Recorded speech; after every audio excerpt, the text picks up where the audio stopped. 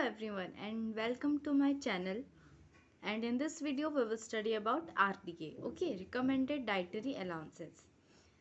So let's start. First हम जानेंगे कि न्यूट्रिएंट रिक्वायरमेंट क्या होता है। ठीक है, हम जितना न्यूट्रिएंट एब्जॉर्ब करते हैं खाने के बाद, न्यूट्रिएंट को खाने के बाद हम जितना न्यूट्रिएंट एब्जॉर्ब करते हैं, अगर उस एब्जॉर्प्शन से हमारी बॉडी का फंक्शन सही तरीके से हो जाता है, then it's known as nutrient requirement. ठीक है, हमने न्यूट्रिएंट लिया हमारे शरीर में with the help of proteins, nutrients में जो भी चीज़ें आती हैं वो हमने लिया, देन अगर उतना उसमें से कुछ मात्रा हमारे शरीर में एब्जॉर्ब हो जाती है, तो वो कुछ मात्रा जो एब्जॉर्ब हो जाती हैं, अगर उस एब्जॉर्प्शन से हमारी बॉडी अच्छे से फंक्शन कर लेती है, then it is known as nutrient requirement. Okay, now coming to the main point, RDA recommended dietary allowances. RDA क्या होता है? ओके, हम लोग हर दिन जितना डाइट या जितना न्यूट्रिएंट लेते हैं, वो अगर हमारे न्यूट्रिएंट रिक्वायरमेंट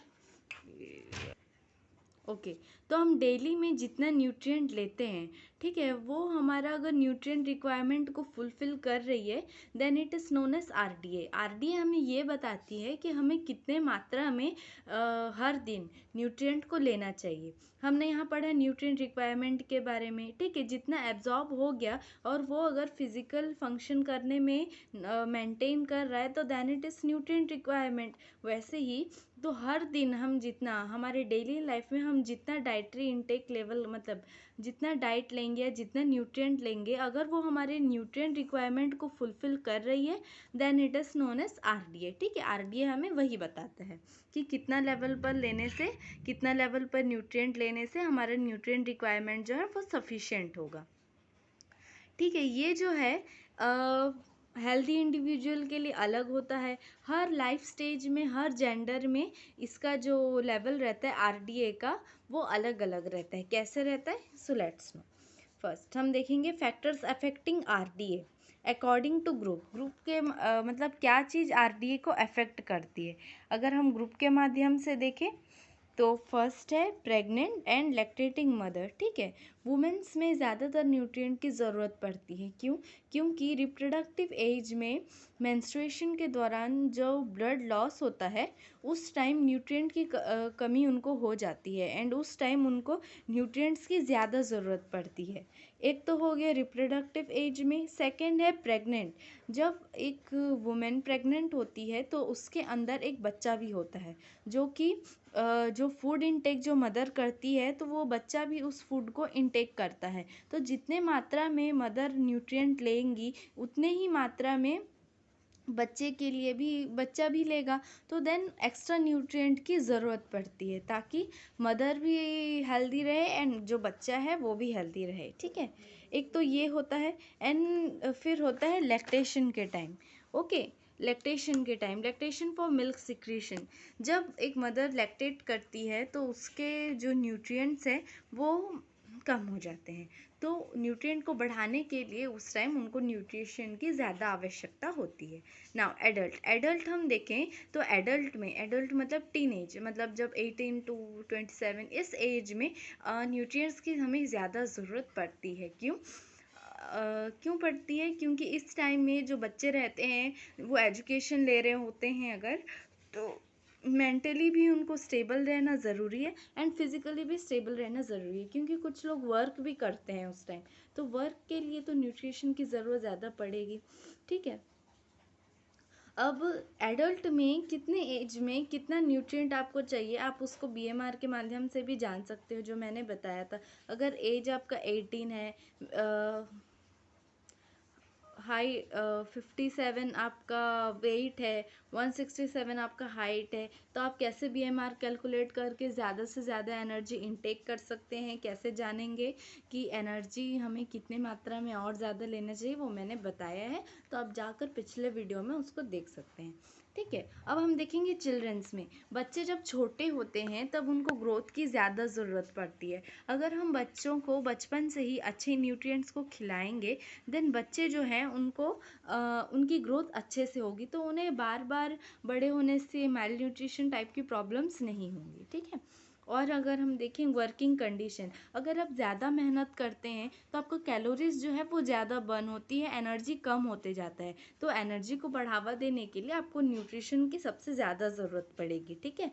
बॉडी कंपोजिशन के माध्यम से भी होता है, जैसे आप ज़्यादा ही स्लिम है तो उसमें हो सकता है कि आपको न्यूट्रिशन की कमी है, एनर्जी ज़्यादा लॉस हो जा रहे हैं, तो उसमें भी आपको न्यूट्रिशन ज़्यादा लेना पड़ेगा। Age and gender, okay, age जो है आपका जैसा जैसा एज है आपको उस हिसाब से न्यूट्रिएंट्स ज़्यादा लेने पड़ेंगे। लाइक जब आप छोटे हैं, इन्फेंट हैं, तो आपको उस टाइम ज़्यादा न्यूट्रिएंट्स लेना चाहिए। एंड अगर आप एडल्ट हैं तो उस टाइम आपको ज़्यादा लेना चाहिए। वुमेन है and pregnant and lactating time आपका चल रहा है तो उस टाइम आपको लेना चाहिए। And physical activity is also known as working condition. Okay, now अब हम देखेंगे general principles of deriving RDA. RDA किस प्रकार से हर चीज़ में इफ़ेक्ट करता है, हर प्रकार में कैसे हम आरडीए को डिफाइन कर सकते हैं, हम वो देखते हैं, ठीक है। पहले हम देखेंगे डाइटरी इनटेक, ठीक है। तो it tells the normally growing healthy childrens energy intake tells the energy requirement of children. बच्चों को कितनी एनर्जी की ज़रूरत है, कितना अगर वो एनर्जी लेंगे तो वो हेल्दी ग्रो होंगे, ये सब जानने के लिए भी आरडीए हेल्प करता है, ठीक है। ग्रोथ, अब ग्रोथ हमने देखा बच्चे के लिए तो ठीक ही है। एंड जब ब्रेस्ट मिल्क हम फेड कराते हैं, एक मदर जब ब्रेस्ट मिल्क को फेड कराती है देन उसका बच्चों का सेटिस्फैक्टरी ग्रोथ होता है, ठीक है। वो जो है इन्फेंसी में, मतलब छोटे बच्चों में ग्रोथ की ज़्यादा मात्रा लिए होती है, ठीक है। इसीलिए हमें उस टाइम ज़्यादा न्यूट्रिएंट की ज़रूरत पड़ती है। ओके, अब हम देखेंगे ऑब्लिगेटरी लॉस ऑफ न्यूट्रिएंट्स, ठीक है। जो न्यूट्रिएंट है हमारे बॉडी में लॉस भी होती हैं, ठीक है। हमें कब ज़्यादा ज़रूरत पड़ेंगे, जैसे न्यूट्रिएंट लॉस हो रही है मेटाबॉलिक प्रोडक्ट के थ्रू, ठीक है, जैसे कि यूरिन हो गया, फेसिस हो गया, एंड स्वेट्स मीन्स पसीना, ठीक है। ये जो न्यूट्रिएंट्स है ये मेटाबॉलिक एक्टिविटीज़ के थ्रू क्या होती है, हमारे शरीर में एलिमिनेट होती है, मतलब निकलती है। ये क्या डिटरमाइन करती है, ये बताती है कि न्यूट्रिएंट जो है हमारे शरीर में वेरी लो है, ठीक है। तो इस न्यूट्रिएंट मतलब इस वे को आप जानने के बाद आपको न्यूट्रिएंट्स जो है ज़्यादा अमाउंट में कंज्यूम करना चाहिए, वो भी डेली, ठीक है, ताकि ये जो लॉस हो रहा है मेटाबॉलिक का, मतलब स्वेट्स हो रहे हैं, फेसेस हो रहे हैं, यूरिन हो रहे हैं, तो वो ना हो, ठीक है। Okay, determination of RDA of different nutrient. RDA अलग अलग न्यूट्रिएंट में अलग अलग लेवल के होती है, मतलब एनर्जी कितने मात्रा में लेना चाहिए, आयरन कितने मात्रा में लेना चाहिए, फैट्स कितने मात्रा में लेना चाहिए। तो पहले हम देखते हैं एनर्जी, ठीक है। एनर्जी कितने मात्रा में लेना चाहिए, you can know by BMR, okay. BMR के माध्यम से आप जान सकते हैं कि आपको एनर्जी कितने मात्रा में लेना चाहिए और कैसे लेना चाहिए।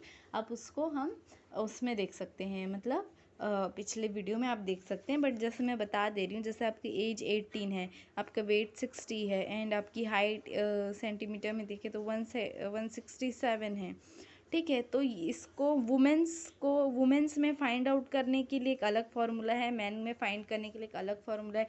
उस फार्मूले में आप अपना एज, हाइट, वेट को पुट कीजिए, देन उसमें जो आंसर आएगा वो आपका बीएमआर होगा, ठीक है। मतलब उतना कैलोरीज आपके में बर्न हो रही हैं, एंड आपको अगर आप पतले हैं तो आपको ज़्यादा लेना चाहिए, अगर आप फैट है थोड़े तो आपको उसमें से कम कैलोरीज लेना चाहिए, ठीक है। तो आप अगर उस वीडियो को अच्छे से देखेंगे तो आपको समझ आ जाएगा।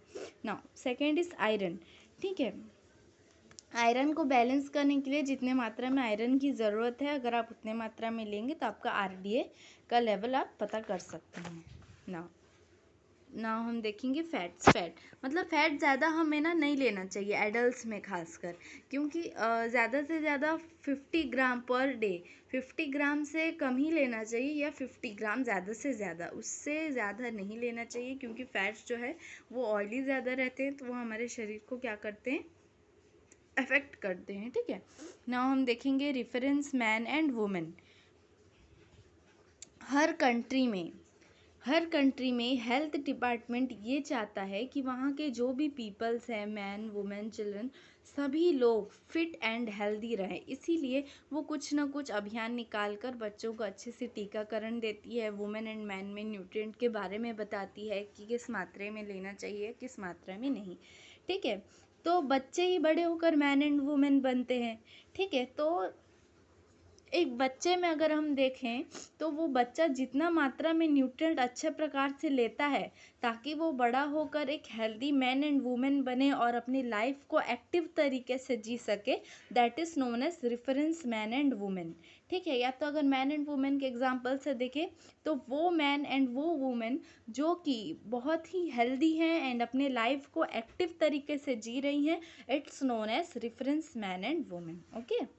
तो रेफरेंस मैन देखें, अगर मैन जो है 18 to 29 ईयर्स में है, उसका वेट 60 kg है with the height of 1.73 metre, ठीक है, with the BMI of 20.3, is free from disease and fit. अगर एक मैन का एज 18 to 29 ईयर है एंड अगर वो 60 kg का है with the height of 1.73 metre and अगर उसका BMI 20.3 निकल रहा है तो वो बिल्कुल डिजीज फ्री है एंड फिट है।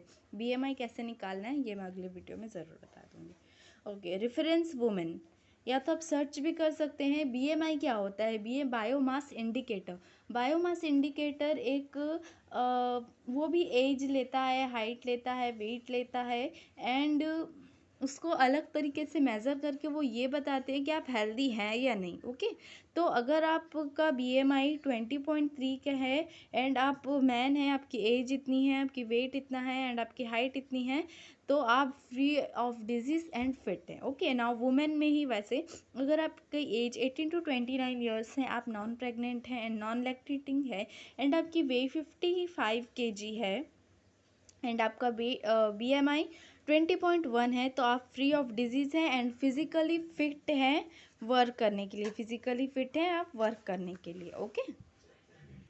Okay, now we will see about food pyramid, हमें कौन सी चीज़ कितनी मात्रा में लेनी चाहिए, ठीक है।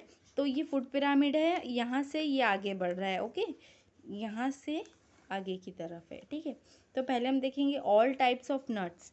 ऑल टाइप्स ऑफ नट्स मतलब हर प्रकार के चने वाली चीज़ें, लाइक चना होता है एंड मूंग दाल टाइप का, जो भी चने टाइप के जो चीज़ें हैं वो है all types of nuts. Eat adequately, इसको हमें अच्छे मात्रा में, जितना हम ले सकें उतने मात्रा में हमें इंटेक करना चाहिए, क्योंकि इसमें सोर्स ऑफ न्यूट्रिएंट जो है वो बहुत ही ज़्यादा रहते हैं। इसे हमें अच्छे मात्रा में, जितना हो सके हमें उस मात्रा में इसे लेना चाहिए, हर प्रकार के नट्स को। नाउ वेजिटेबल्स एंड फ्रूट्स, ये हो गया। देन इसके ऊपर है vegetables and fruits. Eat library, भरपूर मात्रा में हमें वेजिटेबल्स एंड फ्रूट्स खाने चाहिए। Now fish and eggs, fish and eggs जो है ईट एंड मॉडरेटली, खाइए इसको बट मॉडरेटली, जैसे हफ्ते में 1 दिन या हफ्ते में 2 दिन खाने चाहिए, बट एकदम ज़्यादा नहीं, हर दिन नहीं खाने चाहिए। Whereas junk food, junk food को देखा जाए तो बहुत ही कम रूप में इसको खाना चाहिए, क्योंकि इसमें न्यूट्रिएंट्स की जो चीज़ें हैं वो ज़्यादा नहीं होती हैं, मगर ये हमारे शरीर को क्या करता है, हार्मफुल इफ़ेक्ट पड़ता है। इसीलिए हम इसे नीचे से ऊपर देखते हैं, ठीक है। पहले सबसे अच्छे मात्रा में जो चीज़ खानी चाहिए वो नट्स हैं, इसके बाद भरपूर मात्रा में जो खानी चाहिए वो वेजिटेबल एंड फ्रूट्स हैं, देन जो हफ्ते में 1 बार या माध्यमिक तौर से खाना चाहिए वो फिश एंड एग्स है। एंड ईट स्पेरिंगली, मतलब बहुत ही कम रूप में, जैसे मैंने बताया एडल्ट में 50 ग्राम के नीचे खाना चाहिए, वो है जंक फूड्स, ओके। तो हमें, अगर हम इस फूड पिरामिड को फॉलो करेंगे then we will always be, our body will always maintain as a healthy person, okay. तो आई थिंक आपको ये वीडियो में समझ आ गया होगा कि आरटीए क्या होता है एंड आपको कैसे फिट रहने का हम ये बताया है हमने food pyramid, and you must follow all this, and thank you for watching and thank you.